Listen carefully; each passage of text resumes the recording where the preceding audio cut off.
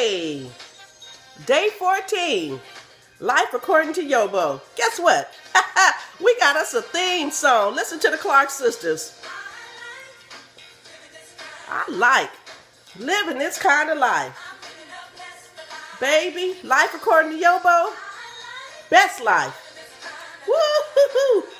Hey, I'm on Twitter, I'm on YouTube, and now we got us a theme song, life according to YoBo.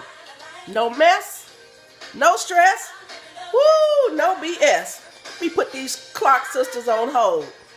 Yes, Lordy, I like my life too. That's all I want. I want for you to enjoy your life. Hey, guess what? We stuck here. I'm stuck here. I'm stuck here until the Lord called me home. And since I got to be here anyway, I might as well enjoy it. Let me tell you what they say in church. Some of you who go to church, you've heard this expression before. Sometime we're at church and it's, I go to the hooping and hollering church where, we jumping over pews and swinging from chandeliers, all that kind of stuff. Well, sometime we'll go and it's just kind of humdrum. And so the preacher will say, since we're already here, we might as well praise him. That makes sense. Since we're already there, I might as well jump over some pews and swing from the chandeliers too. I might as well have church the way we have church.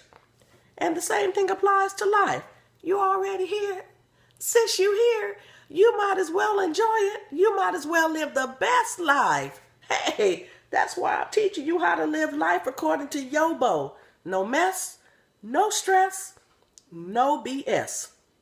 Today, I am going to teach you one of the easiest principles in this book. This is so easy to do.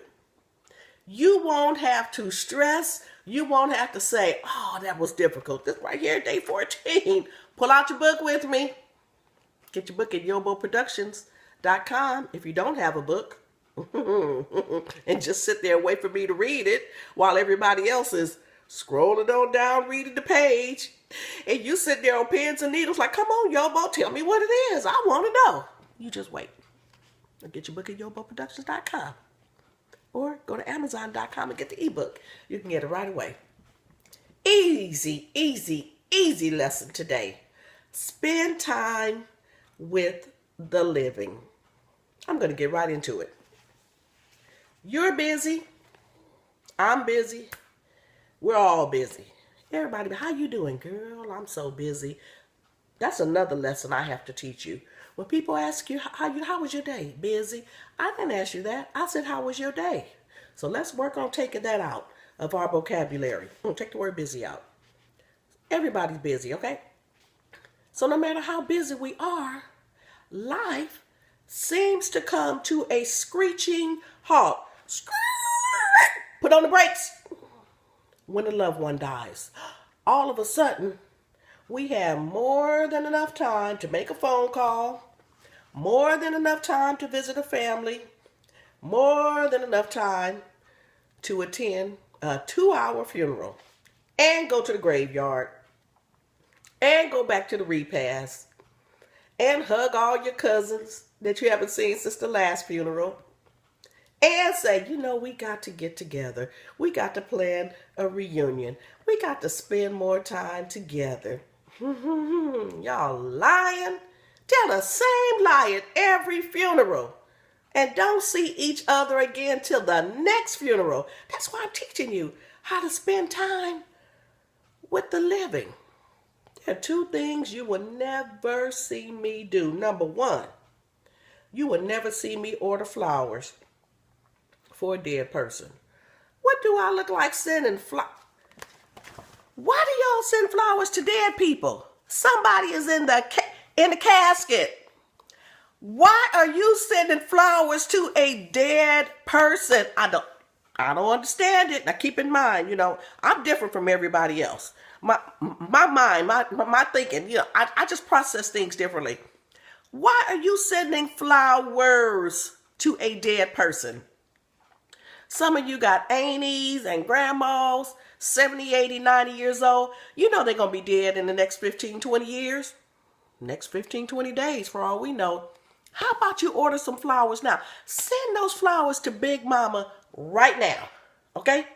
Send grandma a plant right now. And then when grandma is gone, you can say, I'm sure glad I gave her flowers while she was living. They'll mean so much more to her.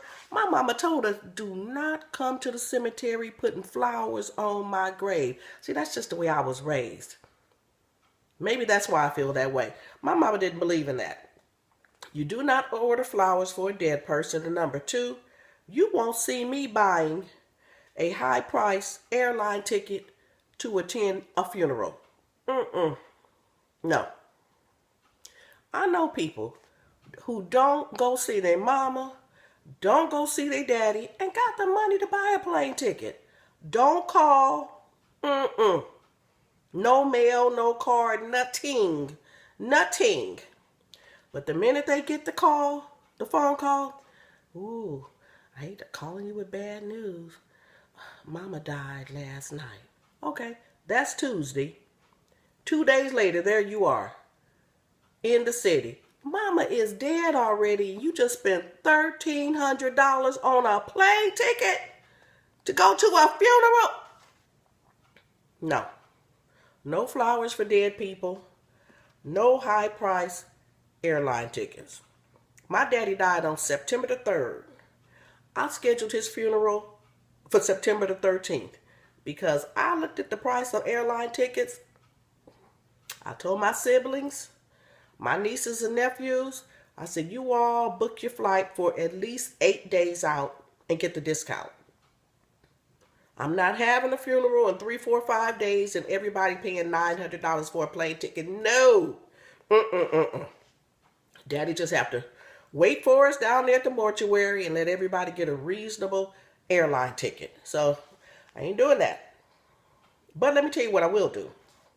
I will rearrange my schedule so that I can spend time with the living. My daddy has a sister, 94, who will be 95 in February. I already told my husband this week, I'm going to see A. Lorraine this weekend. I said, okay, you going to spend the night? Because normally, my normal practice is to come see her twice a year. She's in Orange, Texas. But since I'm now living in Texas, I can just hop in the car and go see her. But I don't think I can tell you the last time I saw her. And if you can't think of the last time that you saw them or you called them, it's time to make a visit. I can't even tell you the last time I talked to her. The last time I called her was yesterday, but her phone was busy. So I'll rearrange my schedule to go see them. And modern technology has made it so easy for us to reach out and touch. We don't have an excuse anymore. You don't have to get a pen and a paper, write a letter, buy a stamp, take it to the post office. No. Chat with a relative while stuck in traffic, using your earpiece, of course. Call a friend while folding clothes or drying dishes. In other words, I'm asking you to form the habit of connecting with the living people. Big mama, big daddy, mama, daddy, auntie, uncle, brothers, sisters, your children. Make a habit of connecting with them every day by phone, text, email, or social media. It don't take that long. I heard a song on the radio yesterday, The Spinners. Thought about my friend from junior high school. I said, boy, she used to love The Spinners. I went straight to her Facebook page.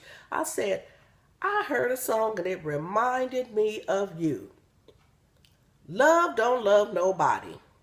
Post, I'm done. I woke up this morning and there was a message from her. She said, I decided to listen to The Spinners while I'm in the shower, and I cannot listen to The Spinners without thinking about my ride or die. I hope she was referring to me. But you see how easy that was? That's how I connected with her. Alrighty, so, connect with the living. For the record, blood is not thicker than water. Because some of us got some relatives that we really don't want to talk to. Grandmama was mean. Big Daddy was mean. Some of them needed to be on medication. Some of them had their favorites. Some folk we just don't want to talk to, but reach out and touch anyway. And feel free to apply the principle learned on day 2 if necessary. Life according to YoBo, day 14, spend time with the living. Everybody with your book, you say, okay, YoBo said, feel free to apply the principle learned on day 2. Let's go back. Let's see. What the... Ooh, I know that's right, YoBo. I know that's right, YoBo. And those of you who don't have your book, shame on you. You should have ordered your copy at YoBoProductions.com. Now you don't know the way the story ends. But all you got to do is just scroll on back through all of the messages, find day 2, and play it again. And then you'll know exactly what I mean. Life according to YoBo. Spend time with the living. Whenever you're doing something and someone crosses your mind, call them. You ever had that happen? You're thinking about a person? I was making up the bed. This was August 2013. Something said, call Herbert. This house that I'm sitting in right now, this is Herbert Wright's house. My first cousin, Herbert. I'm in his house. Most of my cousins were 20, 25, 30 years older. So Herbert is the oldest of us 17 first cousins. I'm second to the youngest. So there's almost a 30-year gap between us. So something said, call Herbert. I said, okay, well, when I make up this bed, I'll call Herbert. But something happened and I didn't call Herbert. Then I was washing dishes and something said, you need to call Herbert. Oh yeah, I need to, as soon as I finish washing these dishes, I'll call Herbert. I didn't do it. And I was putting clothes from the washing machine into the dryer. Something said, you need to call Herbert. Oh yeah, I'll call Herbert. See, the problem was I had Herbert's home number memorized. I had never memorized his cell phone number. So that meant I had to stop and look up the number. You know, we always have an excuse why we don't do what we should do. But the bottom line is, I didn't call Herbert. Next thing I know, a couple days later, I got the phone call. It was 10:30 at night.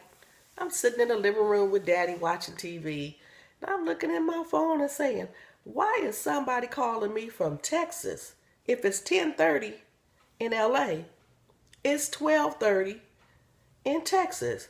Who in the devil is placing phone calls at 12:30? So I answered the call. You know what they said?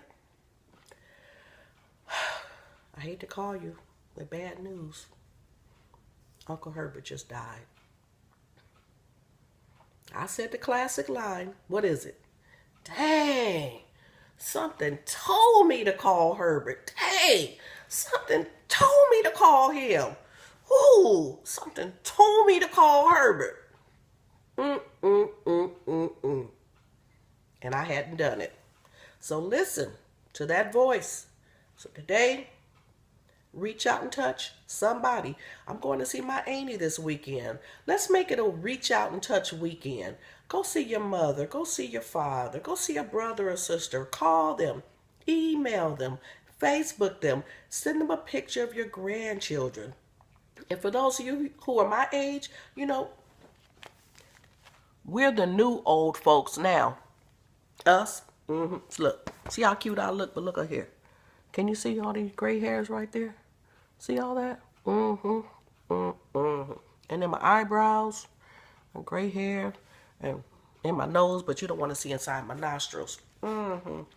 We're the new old folks. I told my husband, babe, anytime your classmates are dying, you know you're old. Lord, I'm at 14 minutes. Let me be quiet. Spend time with the living, friend.